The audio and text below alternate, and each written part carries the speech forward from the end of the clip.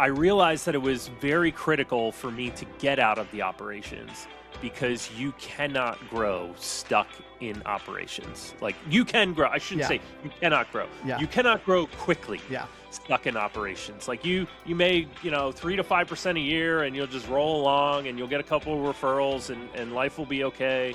But if you really want to, kind of put some fuel behind the business, you have to get out of it and be working on it, constantly, like improving operations things, but from above the actual operations, and then working on, just sales and marketing, partnerships, all the things that can generate income over long periods of time.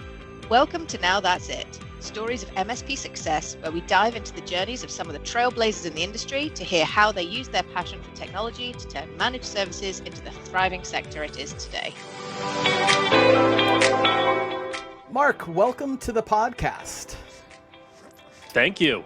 I am so excited to have you here. It has been a long time coming. We've been doing the podcast for a couple years now, and I know you've been a big supporter of this, so thank you very much.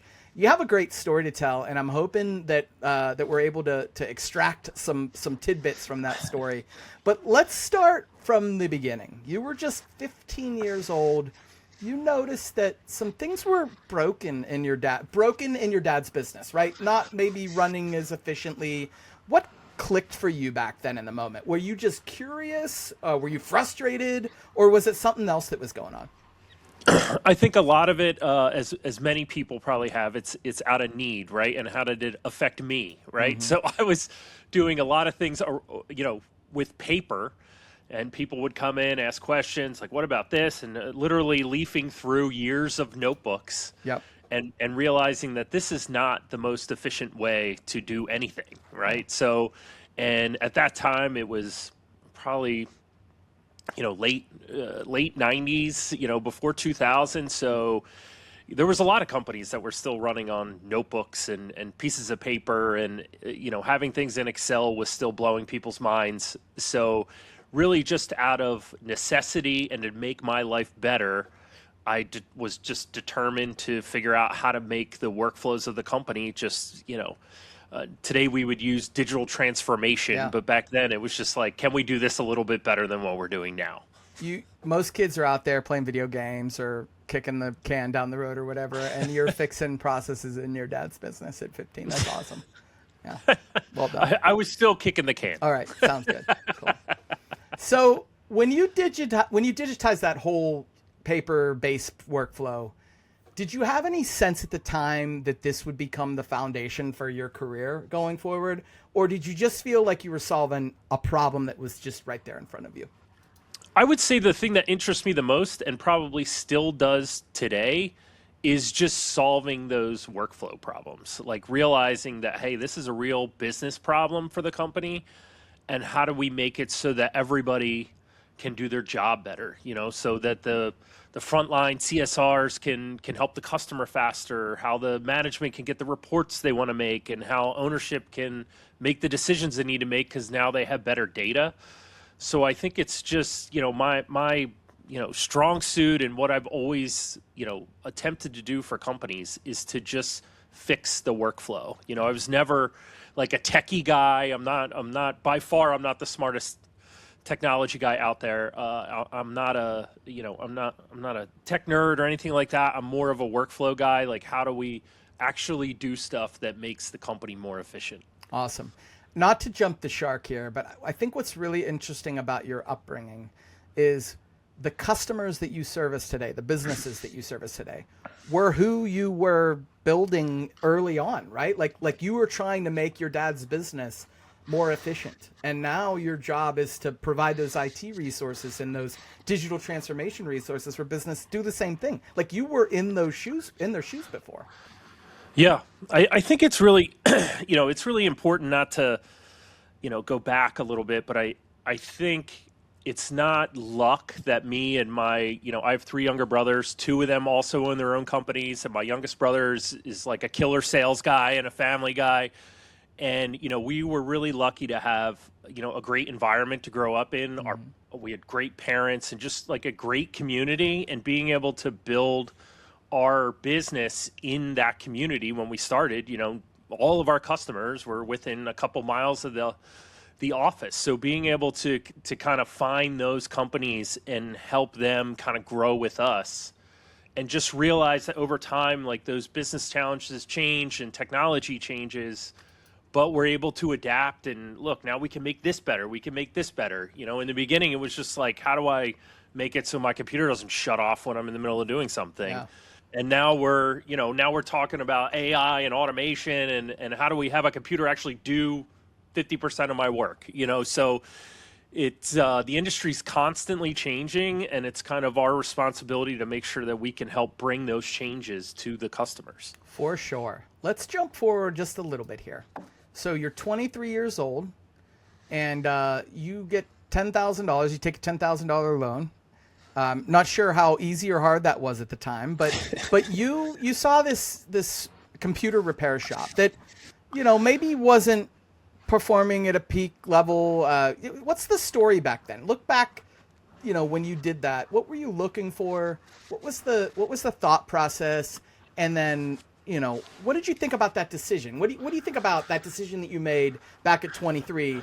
What does that say about you now? I don't know that I would do it now. Yeah. But I think when you're 23, when you talk about what was the thought process, very little thought process, right? Somebody called me, a friend of mine said, hey, there's a guy who has a computer repair shop. He wants to move away. And I basically talked to him, and it was, kind of like me buying the furniture in the place and, maybe 10 customers. And I was like, oh yeah, this sounds like a great idea. And I'll give credit to my parents because I went to them and I was like, hey, I think I can do this. And they were like, well, you should do it. So I think with having that support of other people that were like, hey, at 23, this is the time if you're going to put your chips in the middle to do it. Right. So doing that is, I don't know that I would recommend it to somebody. There's probably a whole bunch of things I would do differently, but they wouldn't have got me to where I am now. Yeah. So I think taking that shot was a good decision. Now that I look back on it, could it have gone, a million other different ways that might not have been good? Probably, but we made it. Talk about the survival mode days, right? And hopefully this isn't PTSD for you, but like, talk about those early days, right? You buy this business, you've got to figure out what you've got there and what capabilities you have. And obviously it was just you in the beginning. So talk about that survival mode that you were in. It's hard because when you're by yourself, I'm sure a lot of guys that are going through it now, you're trying to juggle sales, marketing, all the technical work, customer service, like you are everything. And every day you're making a decision to put more time onto one thing than another. And anytime you do that, when you're the only guy, something suffers. You can't do everything to the best of your ability because you just don't have the bandwidth. So I think in the beginning, it is very much, it's hard and it's a struggle to figure out, oh, well, I got to do some sales this week and I got to do some technical work and, I got to get all this stuff done. I got to get new customers. I got to do tickets. You have to do everything, and figuring out like a game plan on how you're going to accomplish that. It's tough. I mean, I'm not going to tell anybody it's easy. Yeah. Did you feel like you were chasing your tail a lot in the beginning? I mean, now with everything that right? The power is in reoccurring revenue and being able to sell this service that's all around. We're selling uptime. We're keeping you resilient. I'm providing this this capability that you couldn't do on your own. But back then, you're waiting for the phone call or you're trying to get in front of somebody when you know that something bad's happened. Yeah, talk about that. Yeah, I mean, it was so when we started the company was started in 2005. Mm-hmm. So very early days of MSP. Yeah. We were not an MSP. We were not billing as an MSP in 2005. It was all break fix. So you were just hoping stuff was going to break so you could run out there and fix it, and we, I would say we did get like an RMM pretty early on, probably 2008 or something. We had an RMM and we started doing MSP like things. But it was a very different environment. I mean, selling people antivirus was like mind blowing back then, Yeah. and having subscriptions for, just a couple of things was a totally different experience. And we've transformed that now to, compliance and automation and just all the things, that luckily, I'll say luckily back then didn't exist, because I don't know. I don't know how I would have done it, but if I had to enter the market with kind of all of the headwinds that face a single person MSP in today's market, I don't know that I would have been able to do it. It, I didn't know you when you were 23, but I can tell, when I was 23, I felt like I could take on the world, right? Like you have that appetite that any problem that comes my way, I'll figure it out. And to your sort of comment, your credit, you weren't like top of the class IT, but like you were savvy. You were an entrepreneur. I'm going to Google this. I'm going to research it. I'm going to call somebody. We're going to figure this out. But you were doing this alone, right? You were a solopreneur for a number of years there. Let's talk a little bit about that first hire, right? So I think his name was Mike, right? Still with you today. What made you feel like this is the right person to bet on? I think, obviously it got to the point where the business was growing, and I realized that I just could not do it on my own anymore. Like, we needed somebody. In order to grow the company, I needed to get out of the operations and get more out there to meet people. And I met Mike actually through his parents, and they were like, hey, our son does some website work. Why don't you talk to him? So I started, we had a conversation, and I started referring some, website work to him. And then it got to the point where we were doing enough. It's like, well, why don't you come in like one day a week or something? And then it just finally, we work very well together. We have, I would say, I don't want to say conflicting personalities, but we have a very good way of bouncing ideas off of each other to get to a solution that is the right answer for the clients. So we're always very good at kind of having that back and forth and trying to determine, talk through something. And it was, obviously a shot. I want to say for the first couple of years, I was probably paying him more than I was making. I mean, you're just trying to make it through. Bring somebody in and gain that bandwidth, because that those sales and marketing activities are what's gonna make the business grow even further. And if you don't do those, you're not going to go anywhere. It's just not going to happen. Yeah. It's interesting. You solve one problem by bringing somebody on board that, maybe in the beginning you weren't sure if you would trust or not, but you eventually build that trust. Takes some of the workload off of your plate so that you can focus on other areas of the business. But now you're responsible for their livelihood, right? You went from you having to get sales to support yourself and your family to now you've got two people. Talk a little bit about that stress. Yeah, it is. I mean, and I still feel that, sometimes today with many more people relying on, the decisions I make every day. So it's, I would say definitely in the beginning, it becomes, it's definitely something that is like a cloud over your head. And I would say that, it was stressful up until the point I had kids. I would say once I had kids, you gain a little bit of a different perspective on life, to the point where now it's like, if my kids are safe and healthy and my wife's safe and healthy, everything else doesn't seem as critical. There are bad things that can happen, and yes, we're worried about them, and maybe we didn't make the sales we wanted to make, or cash is lower than we want it to be, but the world's not going to end.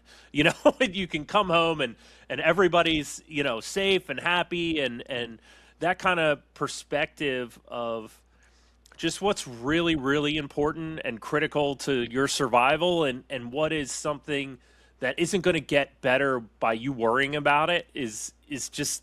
And I think the only way you gain that is by time. Sure. You just need to just do it long enough to know that, look, these things are going to happen, and they're not always in your control, but you have to just, kind of push through it and deal with it, but don't let it Like if all you're doing is worrying about all these little things all the time, like you're not going to last in this industry, and it's probably not very healthy for you as a person.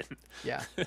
It's probably healthy to worry to some extent, to be able to constantly be ahead of things, but not to drive it to where it drives you crazy, right? I mean, to your point, life's too short. You gotta take everything with a grain of salt and feel like you're making the right decision going forward. So. Yeah. And be willing to fail. Yeah. Like you have to be able to be willing. Like, I mean, I started a company at 23. I made 1 million wrong decisions since then, and I'll make 1 million more for the rest of my life. But you just have to be willing at some points to just take a chance, take a shot. And sometimes it works and sometimes it doesn't. And the goal is that it just works more times than it fails. Since you mentioned that, and you're willing to be a little vulnerable, I'd love to talk about some pivotal moments and maybe some hard lessons. So let's start with the nationwide warranty contract, right? So you told me a little bit about this. This came at a critical time. Maybe you could tell us a little bit about it. And did that feel like it was a critical moment for everything, that it could swing the company one way or another? Talk a little bit about that. Yeah, so for a number of years, we got a contract with a large, warranty company. Essentially, back then, when you would go into a Circuit City and buy a computer or something, and you would be sold a warranty, there was a company that would service that warranty on the back end, and we were one of, I think, 6 nationwide, depots that they used to kind of do the work for these warranty contracts.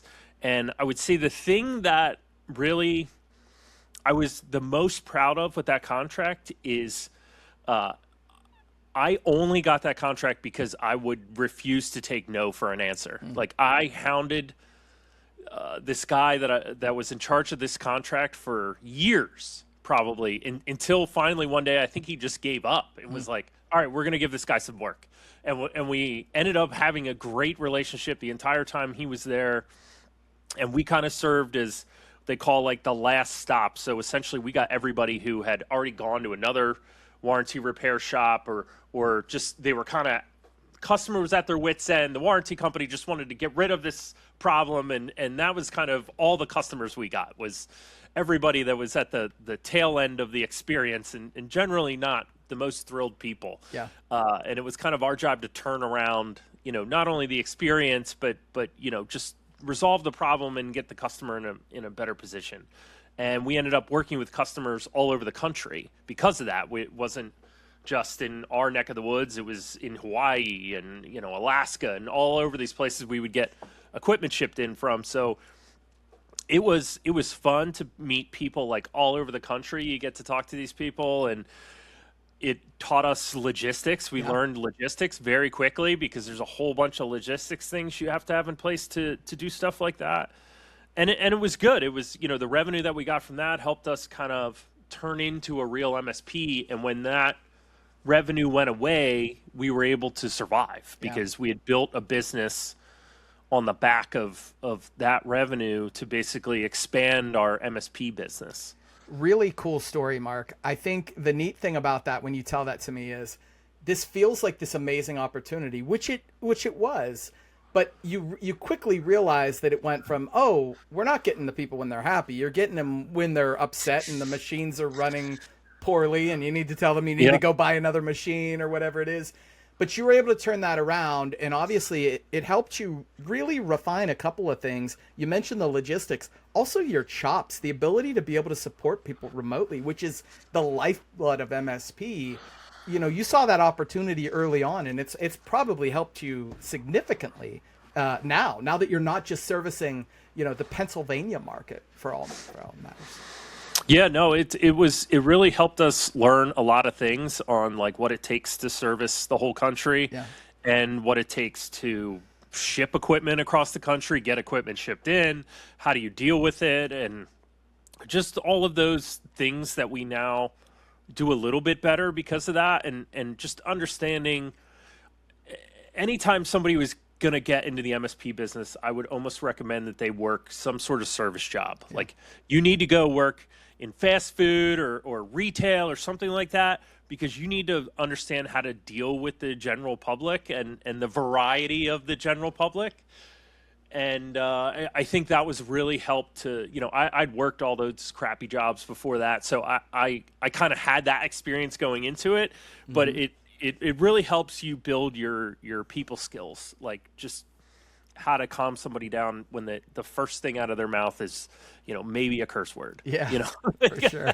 Yeah, become therapist for customers a lot. Yeah, I remember those days. All right, Marc, tell me. Let's go a little bit further. A lot of MSPs think they see an opportunity to maybe service a vertical.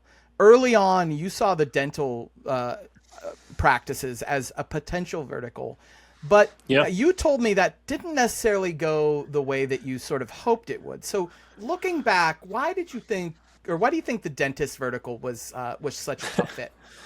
I would say when COVID hit in 2020, I realized that, hey, we need to do more marketing. And I would say in 2017, 2018, we started doing a little bit. We started watching some of these, different marketing webinars and stuff like that. I started trying to just, get my marketing in a better position. And all of them, almost always, the number one thing they tell you to do is to find a niche, right? Like pick an industry. Right. And I was like, well, we have a decent chunk of dental clients. Why don't we try to get more dental clients?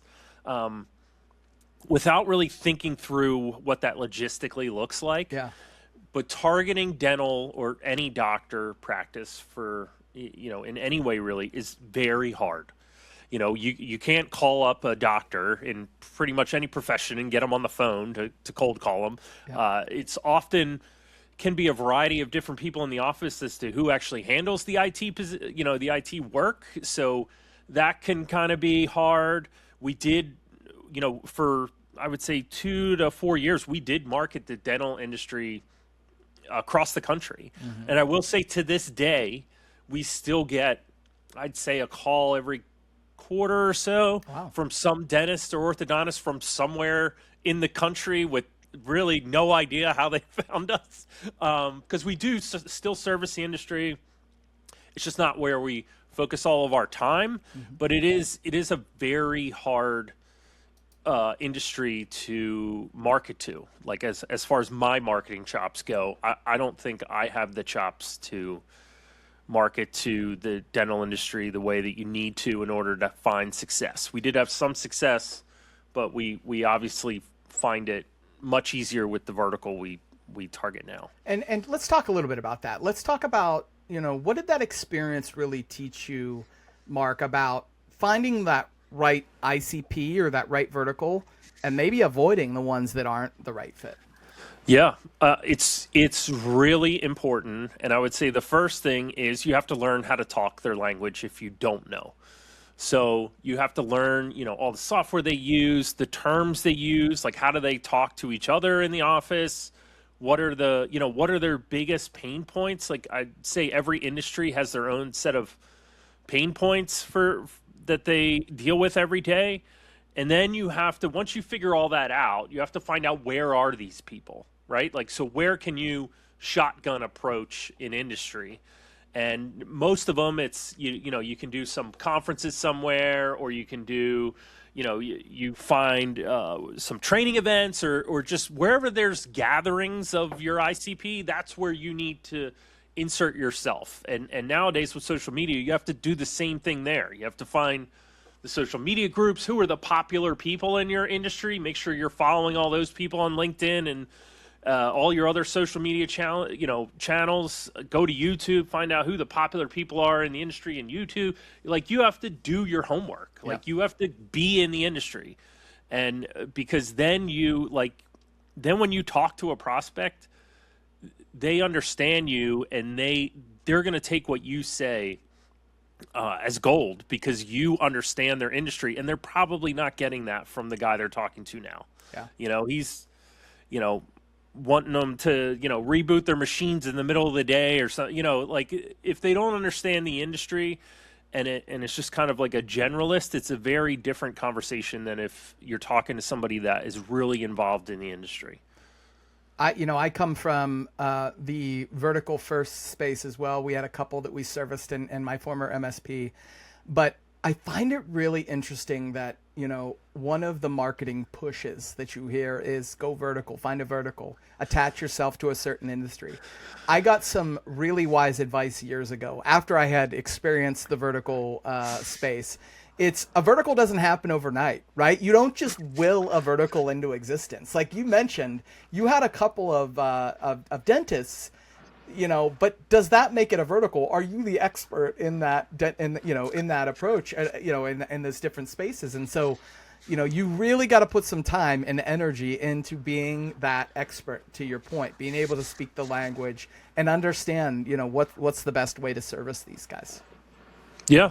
Yeah. And then being able to tell people no, if you're like, if you're like, we're not to the point where we only take accounting practices now. That's our niche that we focus on now. Mm-hmm. But we are to the point where if somebody calls and they're in retail or just some of these industries that we just straight up do not service, we just, refer them to somebody else who might be a better fit, and just being able to streamline your approach so that your team can operate as efficiently as possible. Because if the more you try to work outside the box, the more the box starts to collapse, sure. So we try to, we're trying to get much better at just saying no to certain things, whether it's a client that wants to do something that's kind of out of our scope, or if it's just a new prospect that calls in. We want to make sure that we're the best fit for them, because if we're not and we try to do something that's out of our expertise and it doesn't go well, that's not a good experience for anybody. It's such a important lesson, right? Say no. Actually, I think we were sitting around having some pops at a business transformation session, and I don't know if someone else trademarked this, but if you don't say no, you won't grow. That's kind of what we said. Like that's sort of the magic. So you've got to be able to say this is what's right for us. So big sort of stepping stone for you to be able to say no. The other stepping stone that I thought was really interesting, and it's hard for a lot of business owners, is being able to step out of the day-to-day, right? Out of the technical work and really focus on the strategy of the business. What was the hardest part about letting go for you? I would say it might be different for some other people. I've met some guys that I think probably that are bigger than me that still struggle with that a lot. I'm not an operations guy. Like I don't like to get in the weeds. If somebody says you have to do a ticket, that's not like, I'm not happy about that. Like I think some people are like very technical. They like working on technical problems. That's not me. Mm-hmm. Like I'm much more of a person, like a people person. I'm more of a workflow person. Like I like fixing workflow problems. I don't like trying to use, I'm not going to code you anything, so I realized that it was very critical for me to get out of the operations, because you cannot grow stuck in operations. Like you can grow. I shouldn't say you cannot grow. Yeah. You cannot grow quickly stuck in operations. Like you may, 3 to 5% a year, and you'll just roll along and you'll get a couple of referrals and life will be okay. But if you really want to, kind of put some fuel behind the business, you have to get out of it and be working on it, constantly, like improving operations things, but from above the actual operations, and then working on, just sales and marketing, partnerships, all the things that can generate income over long periods of time. And, monitoring your offering. What are you offering your clients, and how, talking to your clients, what do they want? What do they want that you're not giving them? And all those types of things, I think, is very important. Did the business appreciate when you stepped away, the rest of the team? What did it feel like when, instead of you being a firefighter, that you were actually a true leader? Like what did the rest of the org feel like? I think one thing that I've always never done, like I'm not a micromanager, so I'm very much, you're the person I've put into this job, I want you to do it. And I think the team, from when I've talked to them, appreciates the fact that, we assign them a job and it's their responsibility to do it. And we're not constantly, oh, well, you should have done this, you should have done that. Now, obviously, we review everything, like, hey, we should have done this differently after the fact, but we're doing it in a very, professional manner where we're not, pointing one person out and being, Billy, you did this the wrong way. This is your fault, Billy. We try to be very empowering of our people, and we want them to grow.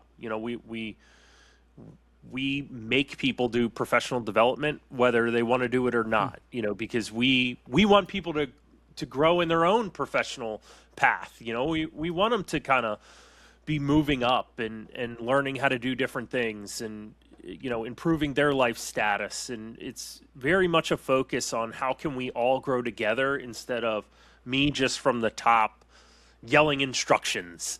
It's we kind of put all of our KPIs and our goals and we communicate them to the whole staff. So everybody knows what we're doing, what we're trying to achieve, and where we are in achieving it. So if we're sucking at something, we're going to tell everybody, like, look, hey, we're sucking at this. We need to fix this. So I try to make it a very much a team environment, because it is. Because I would not be anywhere without my people.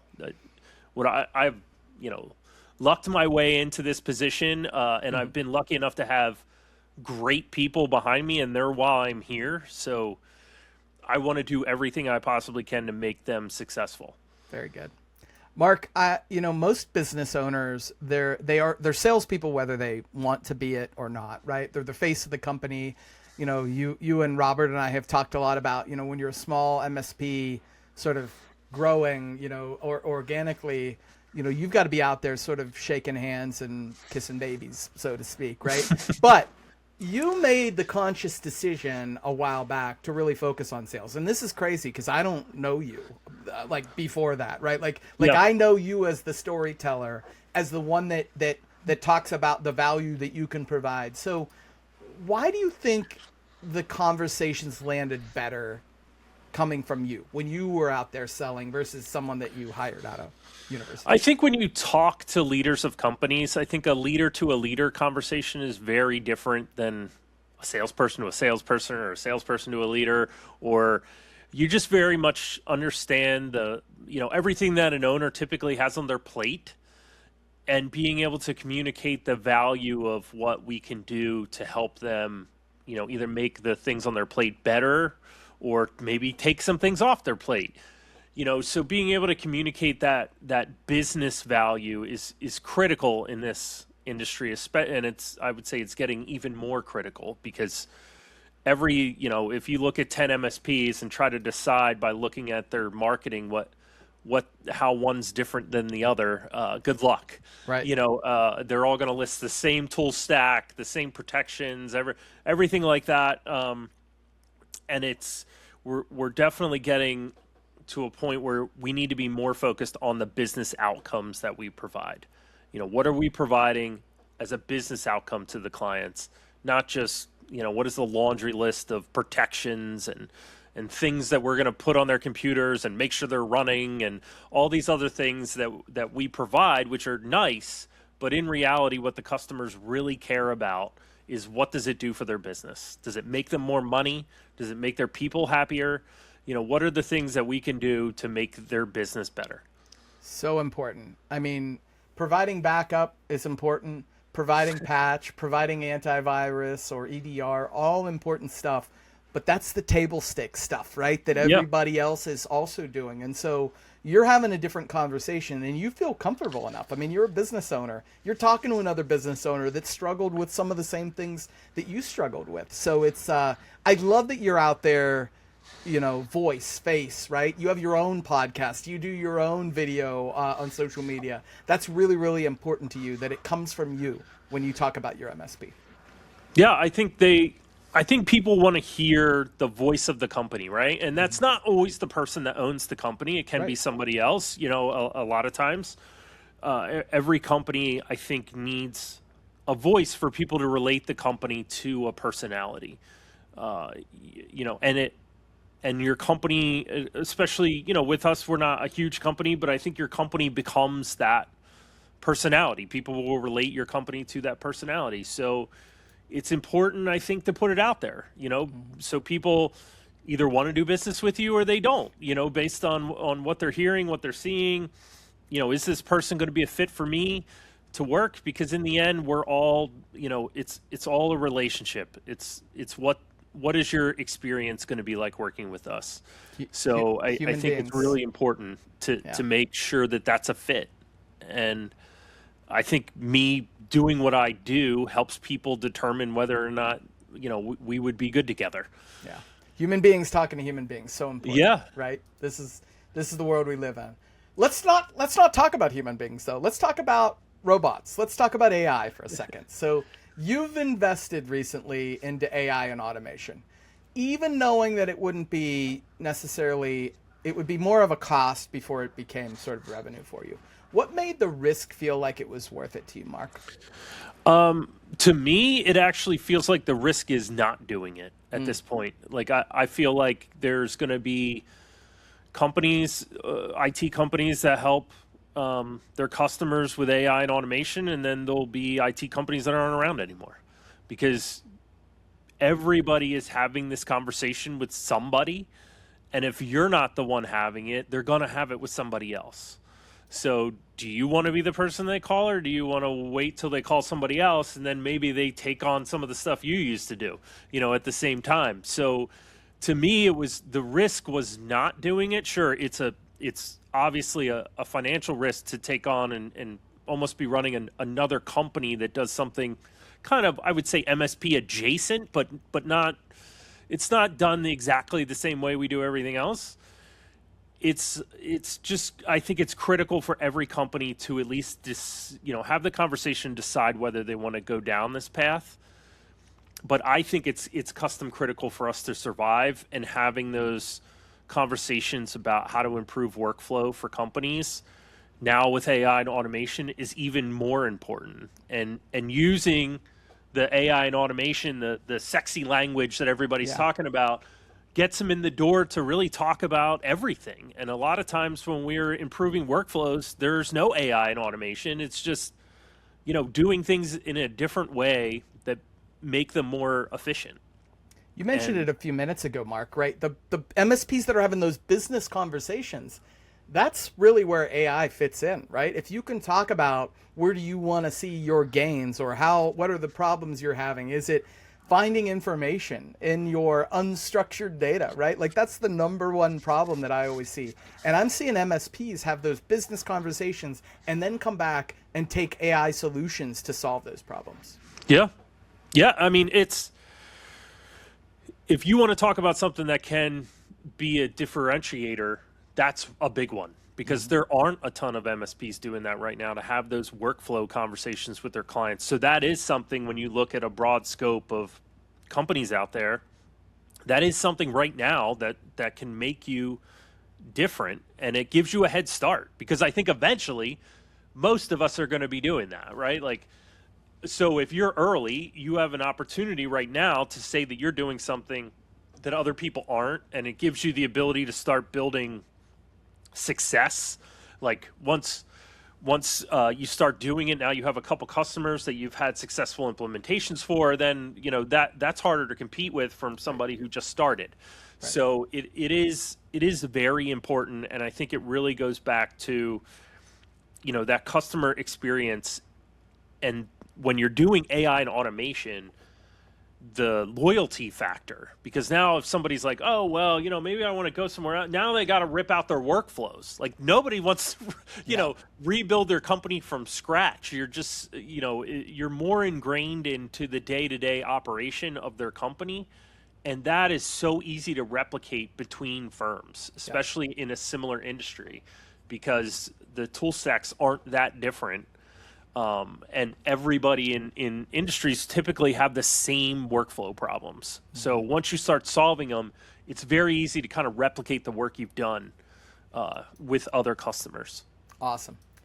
Marc, talk about the future of Plus One. What are you the most excited about? I mean, what's around the corner? What do you hope to do in 2026 that maybe you weren't doing in 2025 or years before? Sure. So one of our 3-year goals is to really focus and improve on our customer experience. We want to have the best customer experience of any MSP in the country. Awesome. And to focus on that, we are trying to align every single thing we do with the business outcomes we provide our customers, to align everything that we're doing with their experience with our company. So we're really trying to improve every single thing that we do to make the experience for our customers better. I think all the other stuff that we do is great. Cybersecurity, backup, compliance, all that stuff we do. But the reason that companies either stay or leave you is for the experience. How do they feel when they work with you? And if you can elevate that feeling to a level where they become, a raving fan, as everybody likes to say, they're going to tell other people. And your business is going to grow even faster organically. And that's really where we want to just put all of our focus on how do we improve that customer experience to be like nothing that they felt anywhere else. Have you appointed somebody, Marc, to be sort of your chief experience person, or is that you today? Or it is me today, Yeah. but the goal is definitely to have somebody that will be their sole job is to just monitor and improve that customer experience. Very good. Marc, let's talk about your future. I am sure that you get no less than a dozen people calling you a week that are interested in, you selling to them, your MSP. You're a young guy. What's a good exit look like? What's the right time for you? I mean, is it an emotional thing? Is it an operational? Like, what are you looking for whenever the right time may be? I think whenever the time comes up, I would want to make sure that we're, giving the keys of the kingdom to somebody that is going to handle it with hopefully the grace and respect that we've handled it with. I care very much for the people that work for me. So it would have to be somebody that would, make sure that all my people are at least taken care of at a minimum the way they are now, if not better. So that's kind of a full stop for me when it comes to my people, that I really want to make sure that they're taken care of. And I want to make sure that the clients are taken care of, so I want to make sure that our customers, are in good hands. So I don't want to just hand it to somebody who's going to slice the client list in half and take the valuable ones and throw the rest out of the truck like a sack of potatoes, so but I am not close, I don't think, to that finish line yet. So I'm hoping that we have a lot of work left to do and grow and make it even more successful than it is now. Awesome. I don't think you're close either. We talk enough to where you've got so many more dragons to slay. You're ready to go. All right, I got one more question for you, and it's the one I ask every single one of my guests, and I don't know if I warned you about this or not, but I want you to think back. When was that moment, Marc, when you said, "No, that's it"?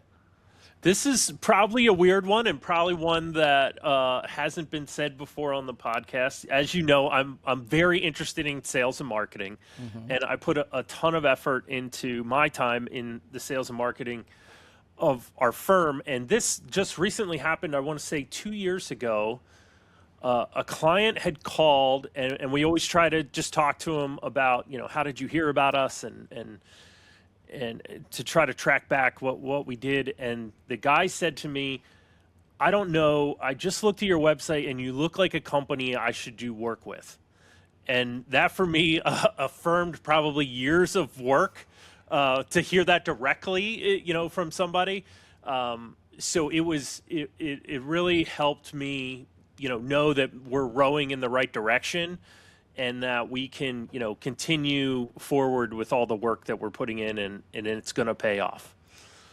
That's a good one, Marc. I appreciate you sharing that. And as a former marketer, the amount of money that some spend on their, customer-facing collateral, websites, stuff like that, it's immense. It's enormous, right? So to be able to get the feedback that, you know what, you guys look like good folks to work with, that's always a good one. I love it. Yeah. Awesome.